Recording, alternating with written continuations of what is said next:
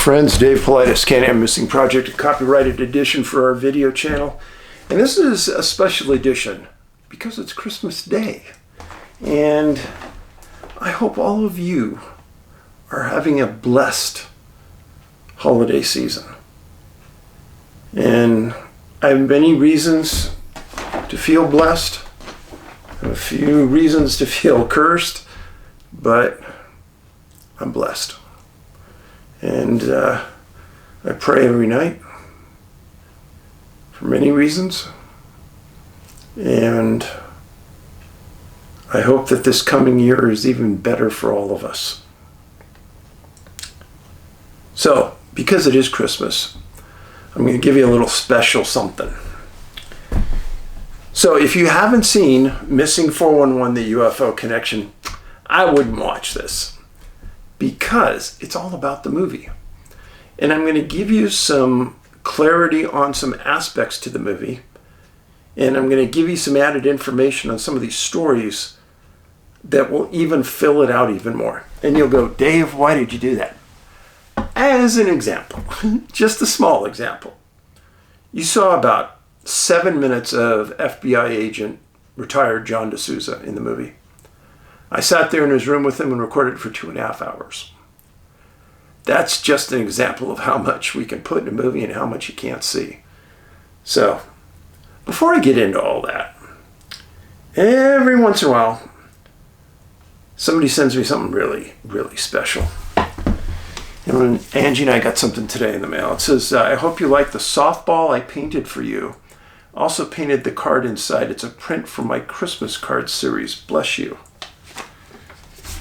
And this is what this lady printed. I want you to, or painted. Dave and Angie, Merry Christmas. I'm so grateful for you for researching everything I was ever interested in as a child. Since I was a child, Bigfoot, the mysteries surrounding Skinwalker Ranch and the national parks. Thank you for the safety lessons and the sincere concern for the mental health and general well-being of your neighbor. We, your villagers, appreciate you and your kindness and generosity. God bless you in the new years and beyond.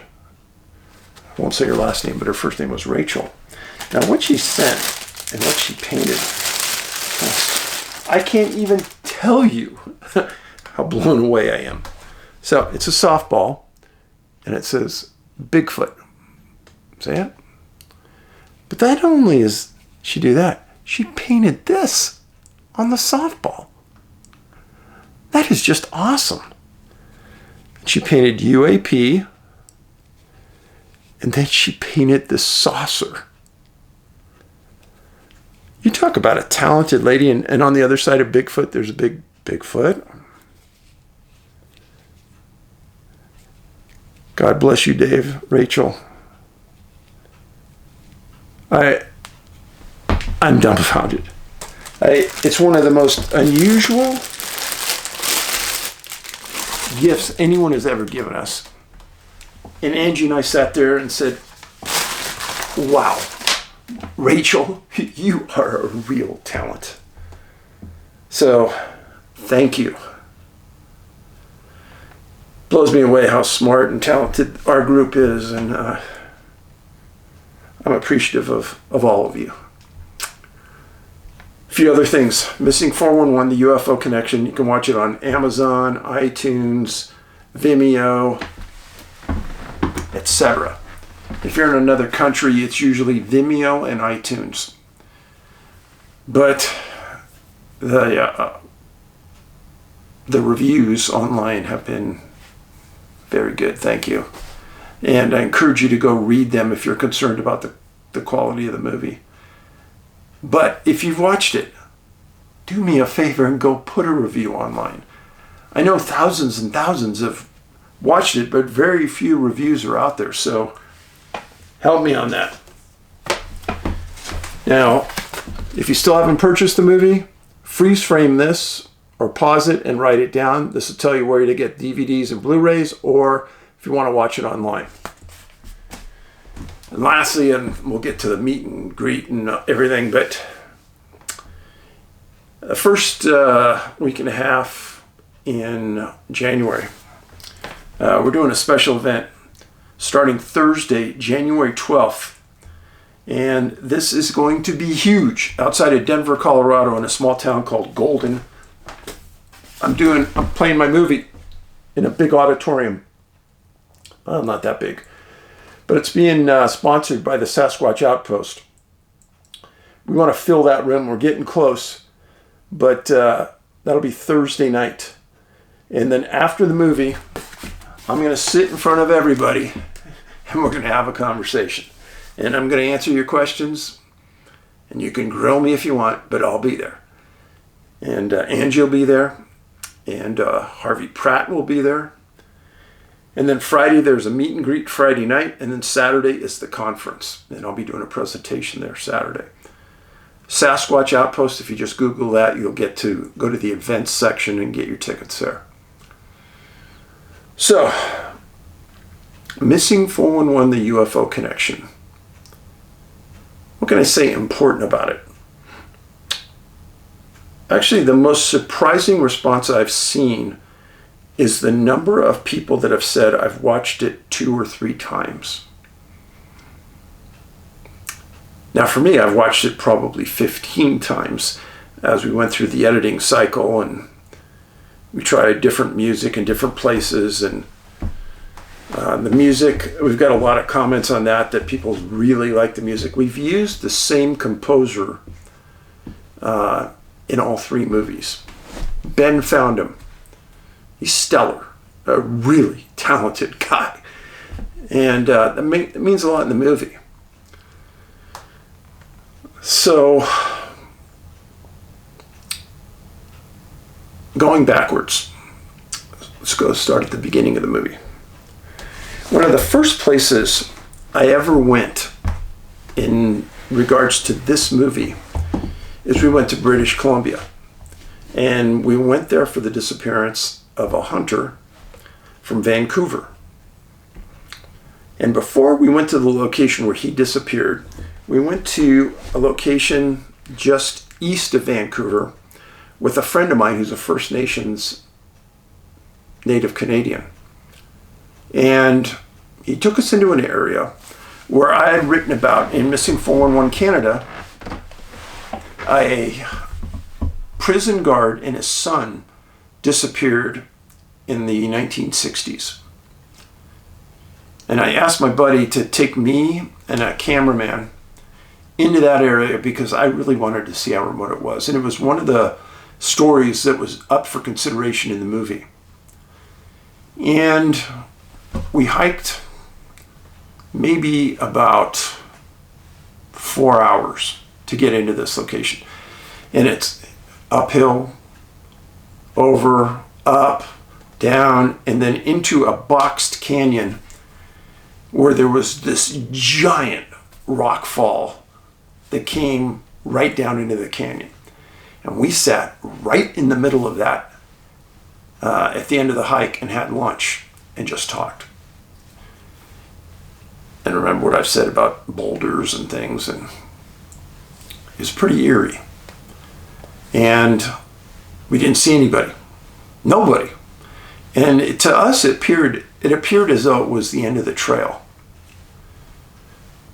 Now, on the way out, I'll leave it for another day, but something happened on the way out that was frigging shocking. But then about an hour after that, we're about halfway getting back to the car, and we stopped to take a break. We haven't seen anybody all day. And it's kind of gloomy, cold, drizzly, typical British Columbia weather. And we're sitting beside the trail and we start to get up to hike again, and we see this guy coming down the trail towards us, coming back from where we had lunch. This guy comes walking up and he looks at me and he goes, "Yeah, I know you." This guy, I'd say, was in his late 30s. He goes, You're Mr. Paulides." Yeah. How you doing? Talked for maybe 10 seconds and he goes, "Yeah, it was really nice to meet you." And he walks on. And I can tell you that me and the photographer and my friend were stunned. First of all, not that many people recognize me. I'm not that big of a celebrity at all. I'm nobody. But in the middle of nowhere, British Columbia, this guy comes out. It kind of made us uncomfortable. Also, in British Columbia, essentially nobody has a pistol. You gotta have a special license. So we're out there unarmed, have bear spray, but it just made me feel very uncomfortable. Even right now, talking to you about it, I don't like it. And there wasn't anything specific about this man's demeanor other than we're in the middle of nowhere and some guy comes walking along and sees me. It's almost like it was set up. It was weird. So after that day, weather turned really bad. Rained for like 2 solid days straight. And then we got into position, and we had some decent weather where we went up to where Ray salmon disappeared. And that area in the movie, I wish we had more time, is absolutely pristinely gorgeous. I can understand why Ray went there all the time. I would have been there all the time. And another weird coincidence. In the film, when we're talking about the Ray salmon disappearance, I'm sitting down on a couch in a cabinet and I'm interviewing a man who looks like an old prospector, big long beard. And he was a friend of Ray's. This guy lived on the lake, Harrison Lake. And he was like the security guard for a logging crew. Older man, probably in his late 50s, early 60s. But he knew Ray real well. And I was told by somebody, from somebody, to go talk to this guy because he knew Ray. Okay. So first of all, we had to park our car and we had to walk in like a half mile to this location where this cabin was at. And I knock on the door of this cabin and I'm with my video man. That's it. It's kind of weird. Again, no gun. I feel a little naked out there. This guy opens the door and goes, "Well, son of a gun." I'm thinking, he goes, "Dave Paulides." What? What? This guy knows me? He goes, "Come on in, Dave." And I'm thinking, this is too weird. And I come in and he points over to the bookshelf and he's got Tribal Bigfoot, the Hoopa Project. He goes, "Oh, I read all about you." I go, "Son of a gun." So we sit down and he goes, "What can I do for you, Dave?" I go, "I want to talk to you about Ray salmon." He goes, "Absolutely, come on in." We sit down and very hospitable, very nice guy. And before we get going in the interview, he goes, "I know you know something about Skinwalker Ranch." I said, "Yeah." He said, "Do you know that Robert Bigelow's team came here about 10 years ago?" I go, "What?" He goes, "Yeah, they were right here about 10 years ago." I go, "What for?" He said they were interested in Bigfoot. So I want you to think about this. The amount of coincidences was getting to be bizarre. Because I was never told of anybody that the National Institute for the Discovery of Sciences, NIDS, Bigelow's group, had gone to British Columbia. But they had. And when I came back, I talked to Colin Kelleher. He confirmed it. He goes, "Yeah, we were up there and we were talking to people about Bigfoot." Blah, blah, blah. I go, wow. So I'm walking in almost the same paths that NIDS did, unbeknownst to me. It was really bizarre. But in that conversation with this man, he did have a lot of incidents with Bigfoot up there. And it didn't surprise me because we were told by First Nations people that it was a really active Bigfoot area. It was right next to a reservation. It all made sense. But as we talked about Ray salmon, this man was very sorry that Ray disappeared, liked him a lot, and was very dumbfounded about what might have happened. So it was just surreal. I'm glad I met him. He's a really nice guy. And I'd definitely go back and talk to him again if I went back. So that was the first thing we did in this movie. Spent about 2 weeks in British Columbia. It's even more beautiful than I can explain. And when you get about an hour outside of Vancouver, you can get into the middle of nowhere so quick. The density around that Vancouver metropolitan area is real thick, and it's just as bad as any downtown area in New York, Philadelphia. It's horrible. They have an area of Vancouver that's really bad. Hastings Street, bad. But once you get out into the mountainous areas, spooky. So we did that for 2 weeks. Then we came back to Montana, kind of regrouped with what we had. After we talked to Ray's wife, we talked to a search and rescue coordinator, talked to the prospector looking person, and we had a really good idea about Ray's case. We understood it.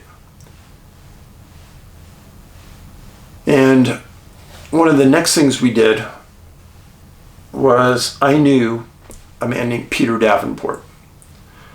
Peter was the director of the UFO Reporting Center in Washington. A man I met several times when we did conferences together. Really a nice person, super smart. Comes from a long line of smart Davenports. His brother's a physician. And Peter has worked on this UFO project for years. And I encourage you to go to the UFO Reporting Center and check it out. He's done a lot of good work. Well, Peter had told me about some unusual cases in the past that kind of fit with what I was doing with Missing 411.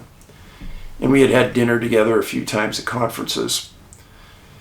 And he told me about this case that he got regarding a group of people that were planting trees in kind of the southwest area of Washington,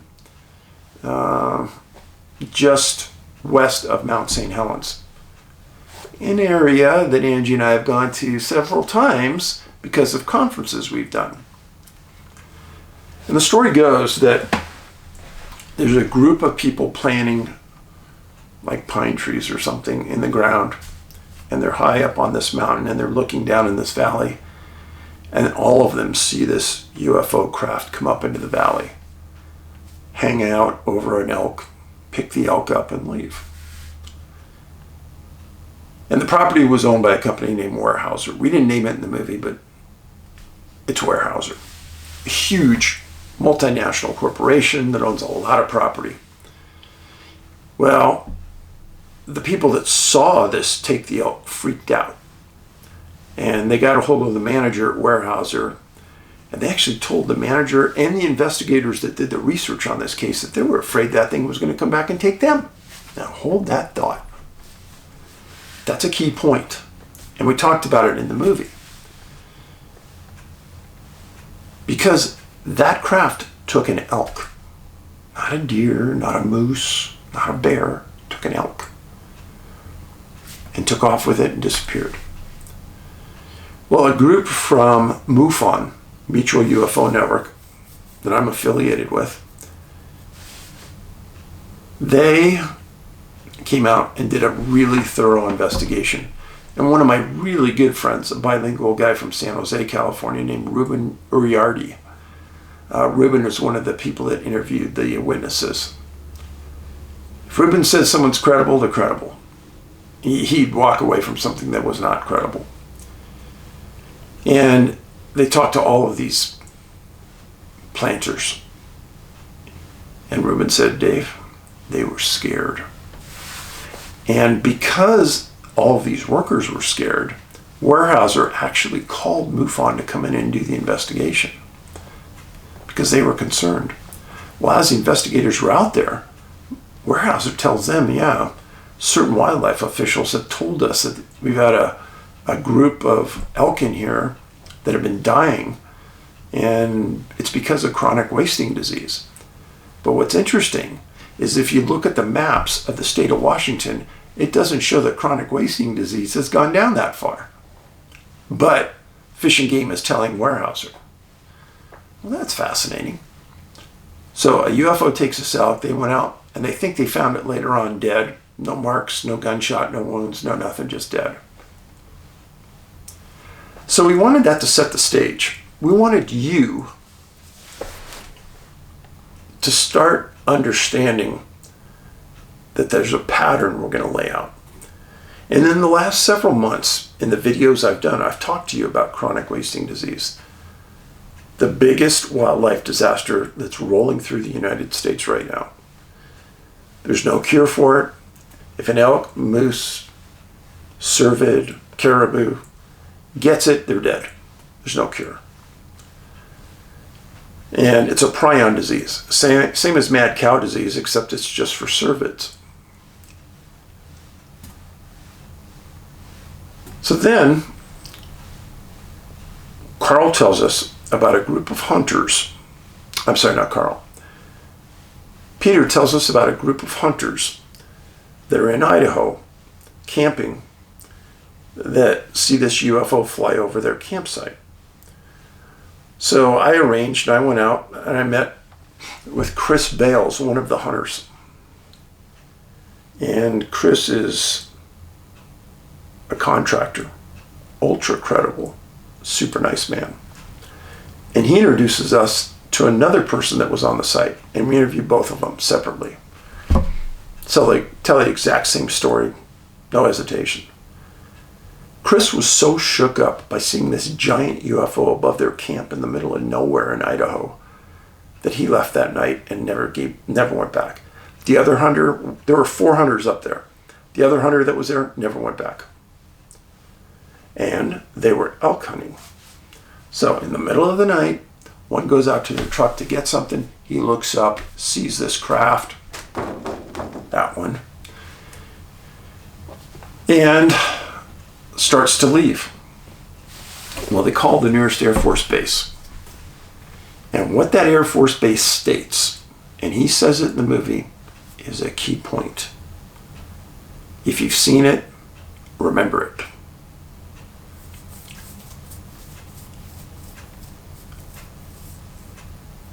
So that craft in that location, when I put it on a map that night, I almost fell out of my chair. Because I didn't know Idaho that well. But there was this mountain range that went down through Idaho. Just on the other side of the mountain range, about 8 or 9 miles away, is where Dior Kuntz disappeared in Missing 411, our first movie. I chronicled that case. I don't care what you think happened. There's never been a named suspect. Dior's never been found. And the circumstances are odd, to say the least. Now, do I think something strange happened there? 100% guaranteed something strange happened. Was it criminal? Could have been. But the coincidence of that being 9 miles away, and then a case that's given to us by Steve Penner, the sheriff in the county, an individual named Ray Jones, disappeared just north of where Dior Kuntz disappeared. Ray Jones owned a gas station. He was 39 years old. He was bow hunting at the time, and he disappeared. And for 53 years, he was missing. And Chris Bales and all of Chris's friends had been searching for Ray all this time because Chris's dad was friends with Ray. And they knew the area he was hunting. So every year they went up there to hunt elk, they were also looking for the remains of Ray. They never found him. But just as the film was being completed, somebody found Ray Jones's remains after half a century at the bottom of a boulder field in an area They had been searched probably 50 times. And when you take the point where the hunter saw the UFO, the point where Dior Kuntz disappeared, and then the point where Ray Jones disappeared, you have a triangle. And I thought, that's pretty weird. Gotta say it, it's pretty weird. And then I talked to Steve Penner, the sheriff from the county. I've talked to him before. A very, very nice man. That county is very lucky to have Sheriff Penner. And I just asked him if there was any update on the Dior Kuntz case. And he said there really was none. No new information. No suspects. Okay, I got it. And sorry to say that still don't really know what happened to Dior. So then we flew halfway across the country and we met a man named Carl Higdon. Spent 2 days with Carl and his family. His wife Marjorie, a lovely, lovely lady. Carl and Marjorie were married for 63 years.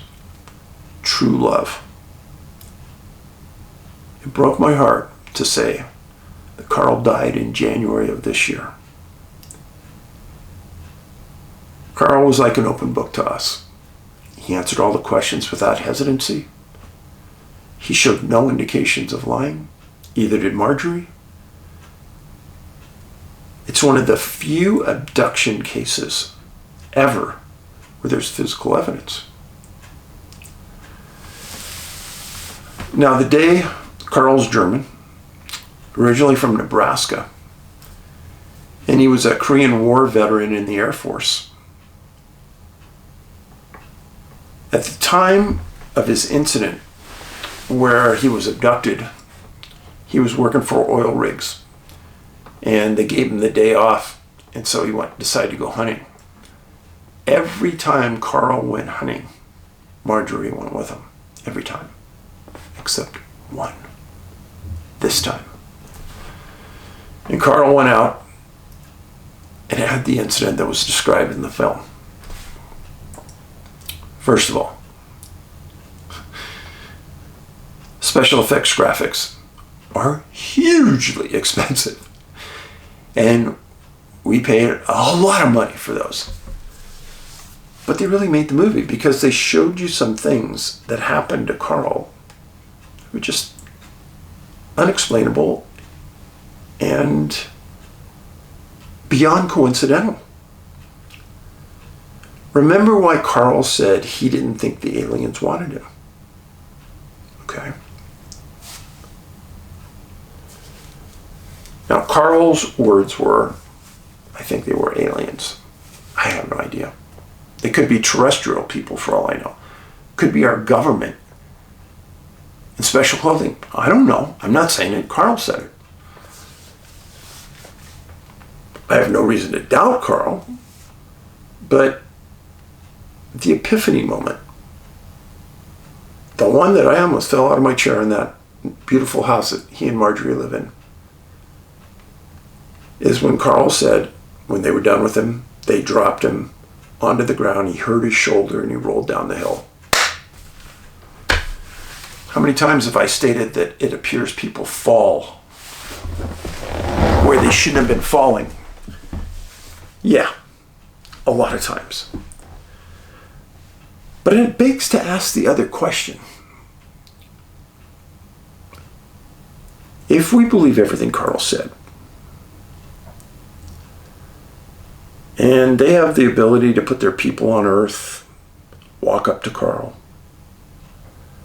they have the ability to put a craft on the ground, why would they treat Carl like that and just drop him on the ground where he injured himself? Makes you really think. Now, there was a lot of trimming and things that we had to do to keep this movie down in length. I talked to Carl for 2 days. The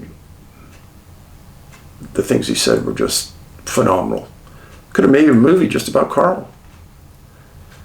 One of the things he did state that was validated by Marjorie is that he drove his truck into that Medicine Bow area to hunt. And he told us that these things that took him moved the truck into the middle of a muddy bog. And when the sheriffs went out to retrieve the truck, there were no tire marks going into the mud. Yeah, weird. So, physical evidence. So Carl was an elk hunter. He lined up on 3 elk that didn't move. And then he gets onto this craft, and there's the elk on the craft. And the being says that they come down and they take elk, fish, and other things. So this kind of validated what we presented about the craft coming over and taking the elk in the presence of these workers on Weyerhaeuser property. Now, I lined these up for a purpose this way so it would be understandable and people could follow. So you have elk being taken in Washington. You have elk being taken in Wyoming. You have chronic wasting disease in Washington in the area where the elk was taken. And you have chronic wasting disease in a huge way in Wyoming, as the place where chronic wasting disease really started was in the far northern section of Colorado, the Colorado state, Fort Collins. And it migrated north into Wyoming, right near where all of this happened. Then we go out and we lay down a series of other German elk hunters that have disappeared. Now, when I interviewed the city attorney for Rock Springs, Wyoming, that is also the Wyoming director for MUFON, I'd never met him before. Great guy. Really, really nice person. Enjoyed my 2 hours sitting with him, and then we went to have lunch. He said a lot. Again, we have to break that down into a 10-minute segment, 5-minute segment. And he talked about a man named Terry Mador who disappeared just recently out in the middle of this high desert in Wyoming. No place to go. No place to go. They found his truck. Terry was a school teacher. Where'd he go? Nobody could find him. And then you have a man named Gustafson that was from the East Coast who disappeared. Been to the area many times. And I interviewed the retired sheriff of the county about Mr. Gustafson. And he agreed it's unusual not to find these people.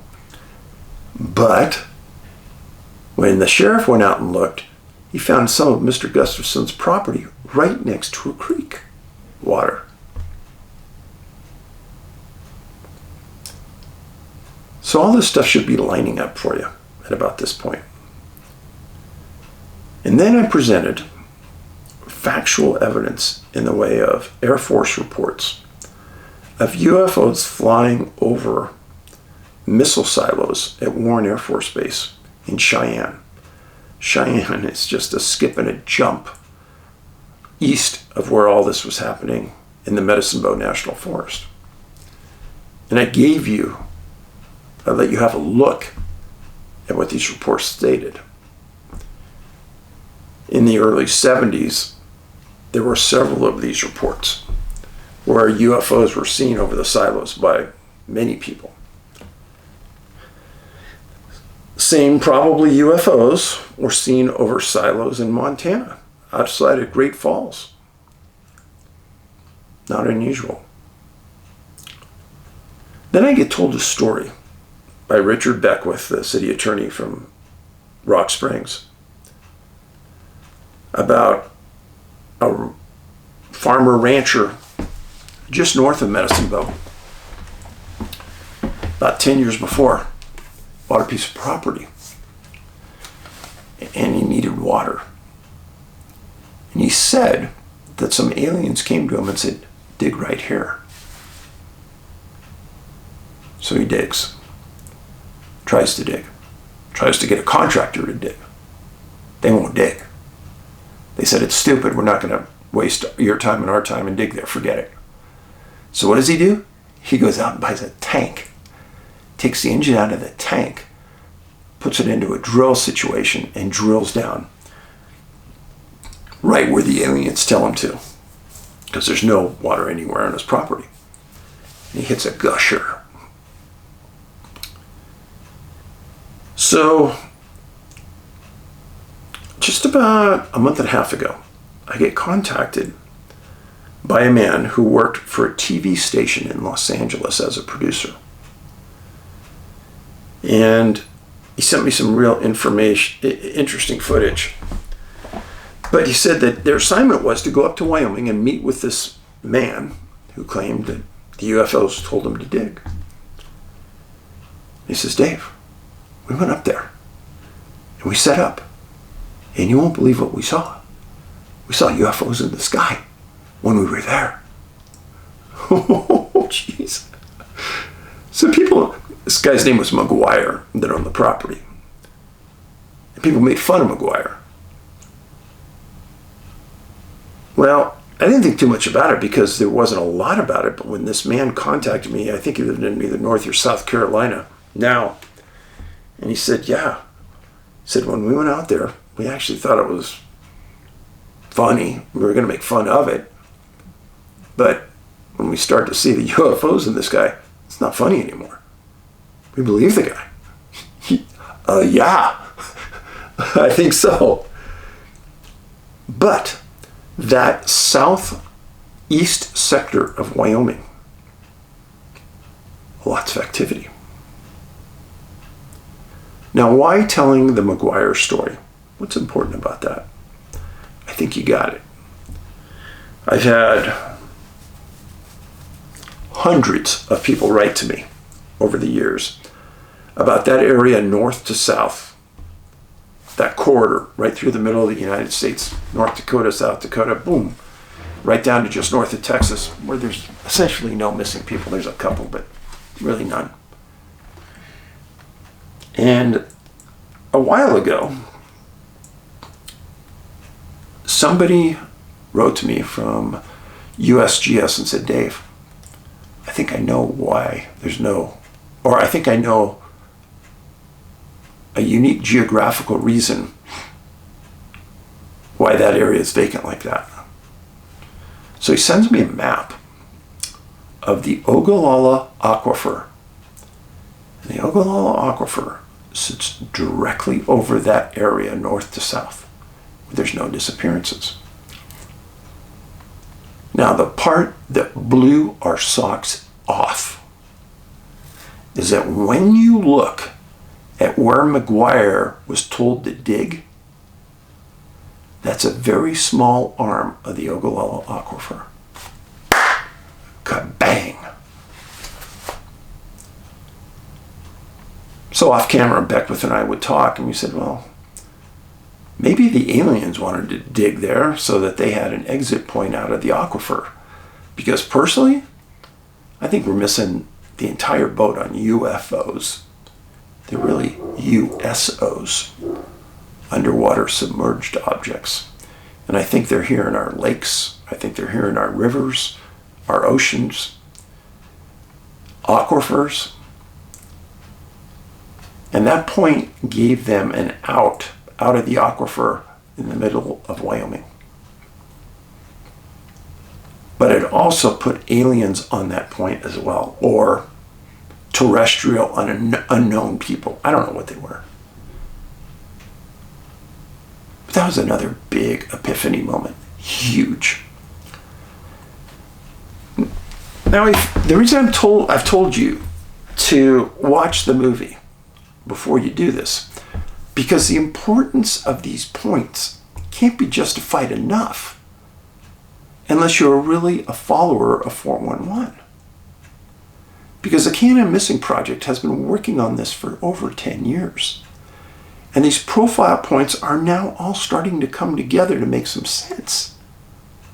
Water, huge. So that area of Wyoming, really unusual. Someplace I never would have put emphasis on. Now, let's go back to the Idaho hunters that see the UFO craft in the middle of the woods.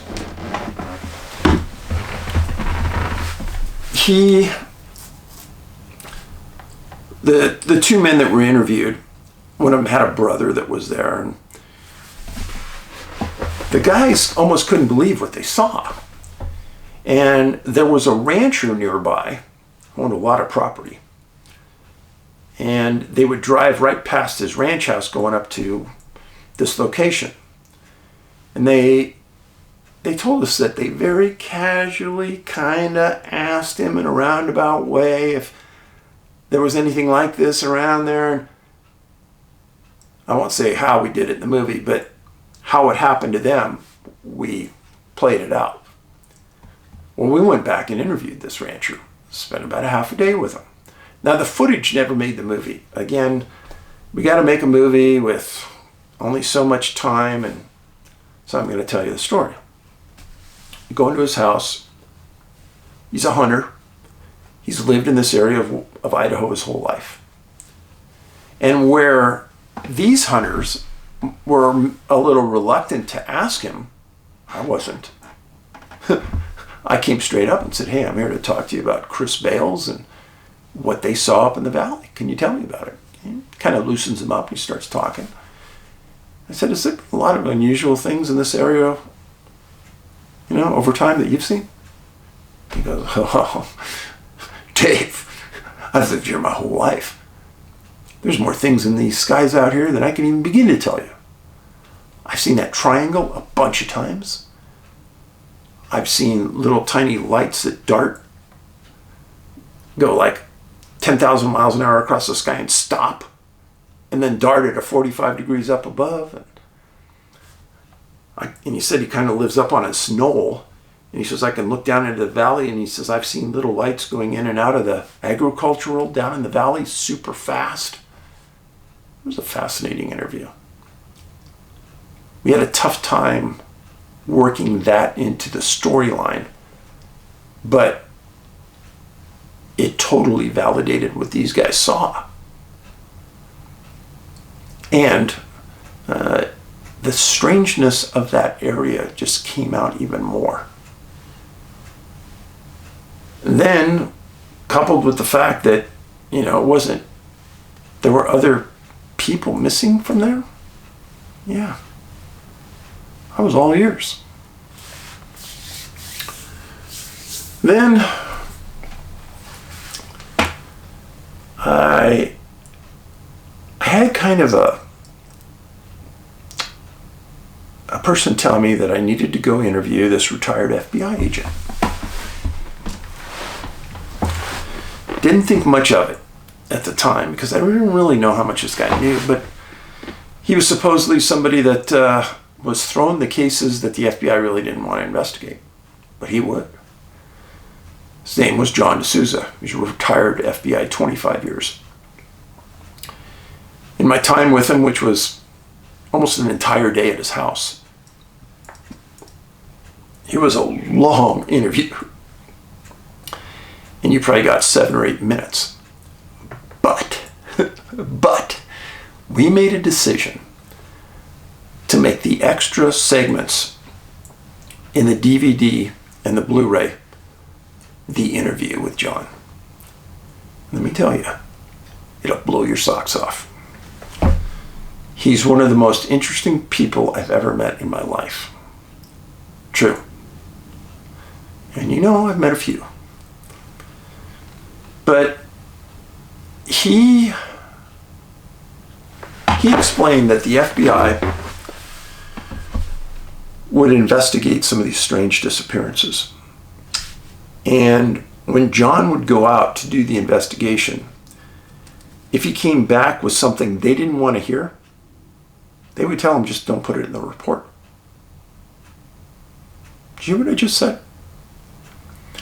If he came back with evidence of something and they didn't want to hear it, they just tell him, don't put it in the report. And he said he learned over time what to put into a report and what not to. Now, he talked about portals and multi-dimensional beings. And he flat out said multi-dimensional beings are real. And we talked for a long time about how a child could be standing right next to their parent 1 second, and the next second, they didn't run anywhere. They just got absorbed into this other dimension and they're gone. And one of the things I asked John on film that's in the movie, John, how can I give that as an explanation? A possible explanation to a family that just lost the biggest love of their life. They would look at me like I'm a psychotic idiot. How do I do that? He goes, no, Dave, you're right. You really can't.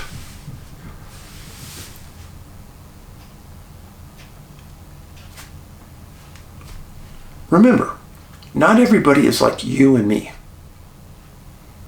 What I mean by that, open-minded, willing to search out answers to fringe questions, find credible sources of information, etc.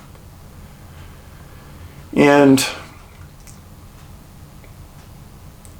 even if I brought in John and I had him talk to the people, there's a good chance that people would discount all of it because it's too much.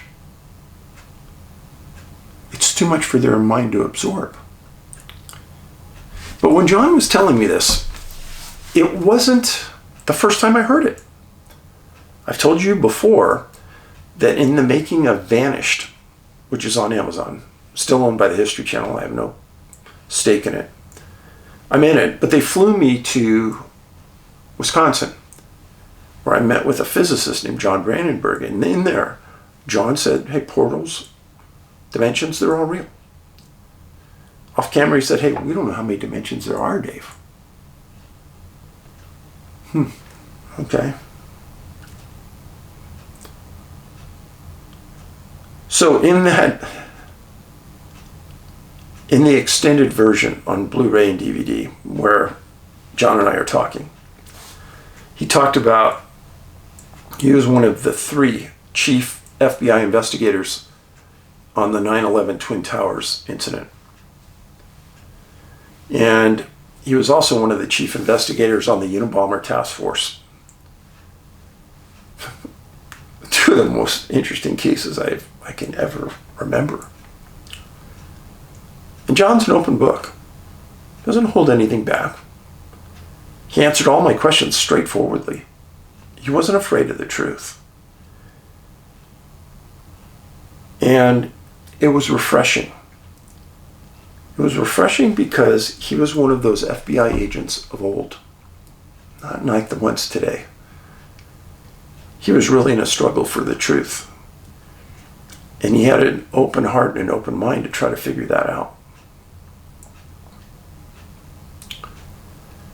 So let's go all the way back to the beginning of the movie. If you've seen the trailer for the movie and you haven't seen the movie, the trailer shows right at the start of the movie where George Knapp on Coast to Coast AM is talking to me.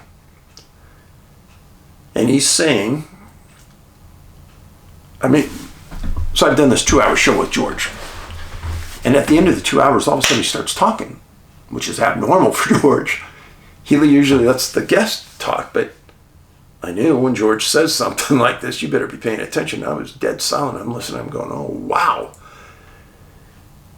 And what he's saying is that he was told by Harry Reid, politician, senator from Nevada, to go meet an individual that worked for the Defense Intelligence Agency and meet him in DC and talk to him about Skinwalker Ranch. Because the DIA had a contract with Bigelow to study Skinwalker Ranch for several years. So George went out and met with this guy. Obviously had a million questions of what they found at the ranch, what they were doing there, blah, blah, blah. And George says at the end of the conversation, we're getting up, and he goes, hey, you know this guy named Dave Paulides? George goes, yeah, I know him well. We've gone to dinner, taken our wives out. I know him really well. He goes, well, our team thinks that his work is related to what's happening at the ranch. What? What? When you said it, you know, it's kind of late in the morning here, and we're about ready to sign off for the 2-hour show. All of a sudden, what? And George apologizes that he can't say anything really more about it, and the show kind of ends. But that's how this movie starts. I play this clip from coast to coast, with their approval, of course, that my work is related to what's going on at Skinwalker Ranch, per our government. Now, what I want to know is, what's the association? Is it the UFOs? Is it the movement of people and the movement of animals that they've described has been happening at the ranch, and that I describe has been happening? What is it? So, I think you know that George put me in contact with some of the higher-ups that worked at NIDS under Bigelow, and I've met with them several times in Las Vegas. And they've been very polite and very helpful with me in kind of telling me as much as they could about my work and what's happened at the ranch that may be related. And there's nothing that you don't already know if you follow the series at this point. But I am still the only researcher outside of NIDS that there's ever been an association with the ranch. The government has never said, hey, this person's research is related to the ranch. The only person they've ever said is me. And oddly enough, I've never been to the ranch. I've never been invited to go. I was invited to go once and then abruptly canceled. George invited me to go with him and his group, and then for some reason it was abruptly canceled at the 11th hour. In hindsight, I'm kind of grateful. And you say, well, Dave, why? Because I know what the hitchhiker effect has done to many of the government employees and NIDS researchers that have spent time there. It's deeply, deeply affected their family and themselves at times, but mostly their family. The last thing I want to do is bring something home that affects Angie. And there have been other documented cases of degradation of people's health associated with visits to the ranch. So I don't want to go. There's nothing I can learn by going there, and I don't want to see anything or do anything there that I haven't already experienced. Not interested. I would like to talk to some of the people there, though. If they would give me the access to do it, I think that'd be great. But this, what I've just given you, is some real insight of what's gone on around this topic that really wasn't seen in our movie. This movie easily could have been 6 hours long. The distributor would have never allowed it to be. And the biggest challenge to us was to edit it down to a reasonable length. 90 minutes is what everyone wants the documentary to be. Ours is a bit longer than that, but in general, 90 minutes is the approved length. Now, could we have switched some things around? Sure. But what we ended up with was a story, a linked story. That linked story had to do chronic wasting disease, elk hunters, German elk hunters, a specific region of Wyoming and Idaho, UFOs, water, and missing people, specifically German elk hunters. What my goal was by the movie is to take you, and you've been very patient in waiting for me to show obvious linkage to something causational. I can't say that extraterrestrials are taking the people. These could be terrestrial.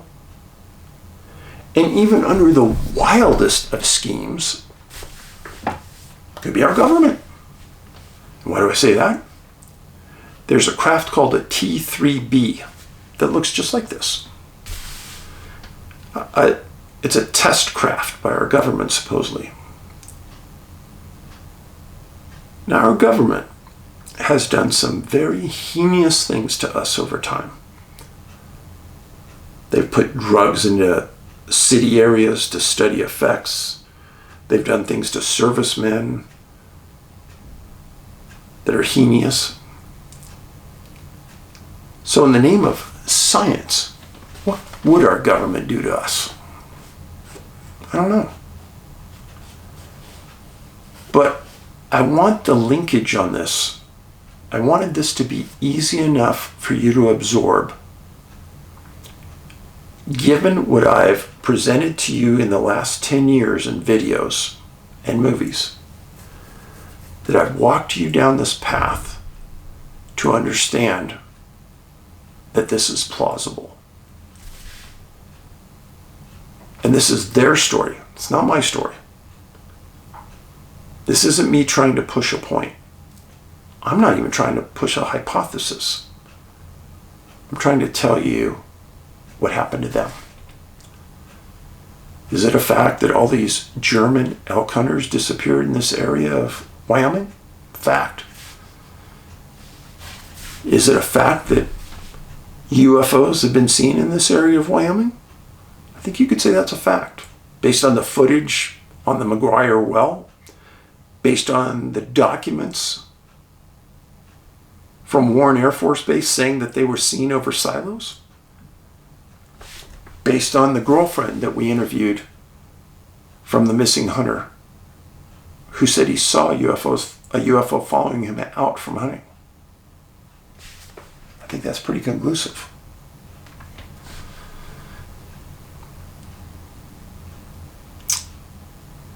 In short, if you haven't watched the movie, I wish you would.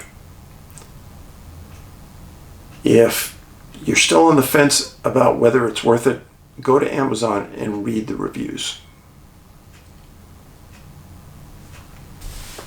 There's a lot of documentaries out there. Humbly speaking, many people have said this is the best documentary they've seen in years. Some people have stated it's the best documentary on the topic ever. Thank you. And the only way the word gets out about this is through you, in your reviews and your ratings. Because if the movie bombs, nobody's going to watch it. But if you found it credible and you placed a review, that'll carry us. And we'll get that exposure that we want. And from exposure, we get something that people don't understand.